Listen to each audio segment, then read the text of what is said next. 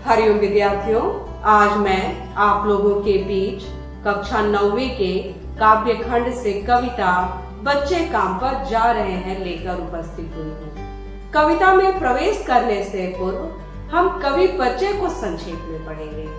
बच्चे काम पर जा रहे हैं कविता के रचयिता राजेश जोशी जी हैं।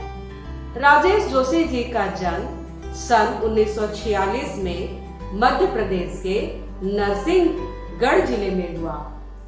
आपने कविताओं के अलावा कहानियां, नाटक, लेख तथा टिप्पणियां भी लिखी है। साहित्यकार राजेश जोशी जी की प्रमुख रचनाएं हैं काव्य संग्रह में एक दिन बोलेंगे पेड़, मिट्टी का चेहरा, दो पंक्तियों के बीच आदि है। राजेश जोशी जी की कविताओं में गहरा सामाजिक सरोकार होता है। आपकी कविता में स्थानीय बोली बानी के शब्द होते हैं। आपने अपनी रचनाओं में उर्दू शब्दों का भी प्रयोग किया है।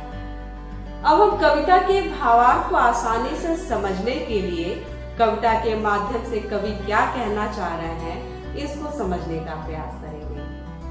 कविता बच्चे काम पर जा रहे हैं में कवि ने बच्चों के काम पर जाने की पीड़ा को अर्थात समाज में व्याप्त बाल मजदूरी को मर्मस्पर्शी ढंग से उभारा है।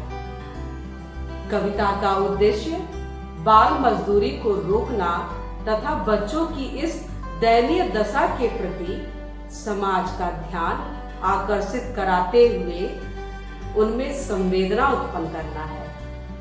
कवि चाहते हैं कि खेलने, कूदने तथा पढ़ने लिखने की इस उम्र में बच्चों को काम पर नहीं भेजा जाना चाहिए।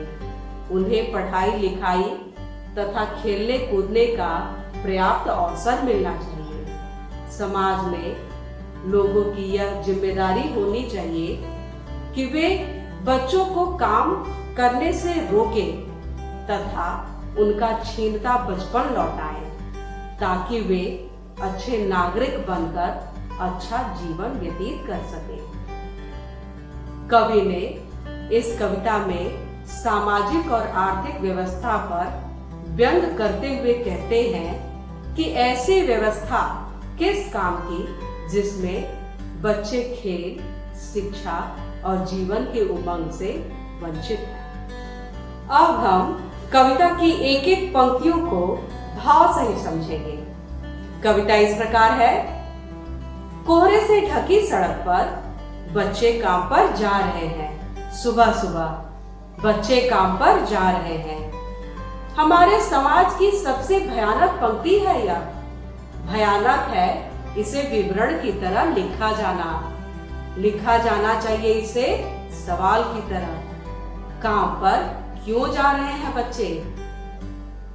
कविता की पंक्तियों में आए कठिन शब्दों के अर्थ को समझेंगे। कोहरा, ओस, विवरण, व्याख्या। भावार्थ इस प्रकार है। कवि कहते हैं कि अत्यधिक सर्दी में कोहरे से ढकी सड़क पर बच्चे काम पर जा रहे हैं। वे मजदूरी करने को विवश हैं। यह कैसी विसंगति है कि जिस उम्र में बच्चों को खेलना चाहिए, स्कूल जाना चाहिए, वे काम करने को विवश हैं। कवि कहते हैं कि बच्चों का काम पर जाना कवि को अंदर तक झकझोर जाता है।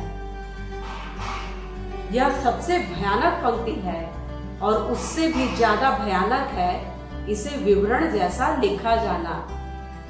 इसे सरकार, शासन, समाज आदि से पूछा जाना चाहिए कि बच्चे काम पर क्यों जा रहे हैं। कवि के कहने का तात्पर्य यह है कि बच्चों का काम पर जाना सामाजिक एवं आर्थिक विडंबना का जीता जागता उदाहरण है।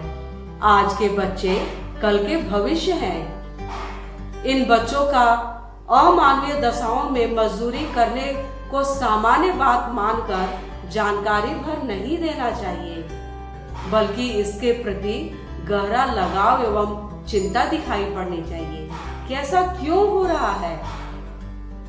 कविता के आगे की पंक्ति इस प्रकार है। क्या अंतरिक्ष में गिर गई है सारी गेंदें? क्या दीमकों ने खा लिया है सारी रंग बिरंगी किताबों को? क्या काले पहाड़ के नीचे दब गए हैं सारे खिलौने?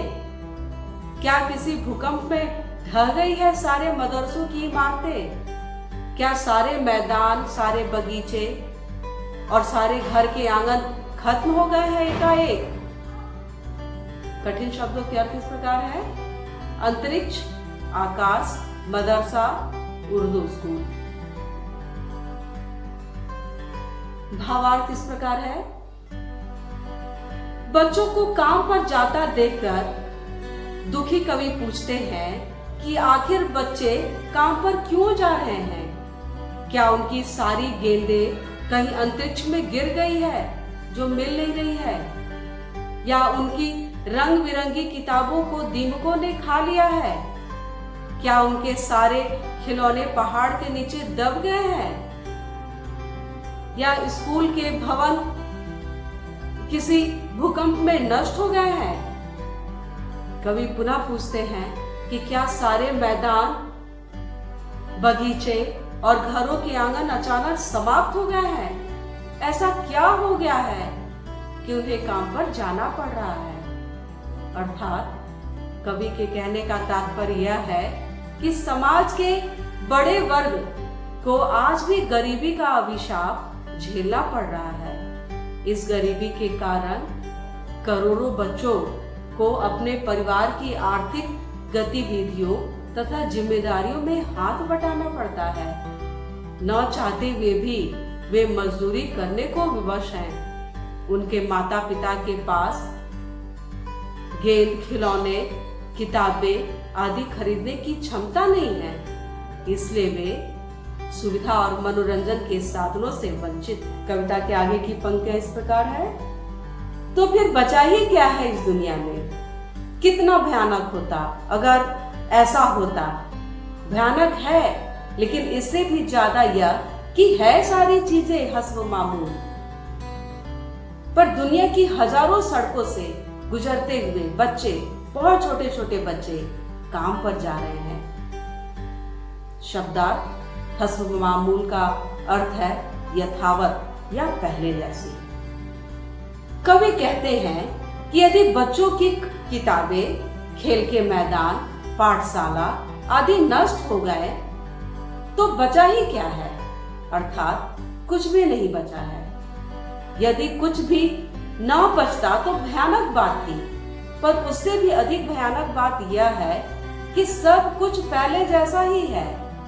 अर्थात किताबें, खेल के मैदान, पाठशाला कुछ भी नष्ट नहीं हुआ है। सब कुछ होने के बाद भी दुनिया की सड़कों पर हजारों बच्चे काम पर जा रहे हैं। यह भयानक स्थिति है। कवि के कहने का तात्पर्य यह है, यदि ऐसा हो जाता कि कुछ न बचता तो यह बड़ी भयानक बात होती।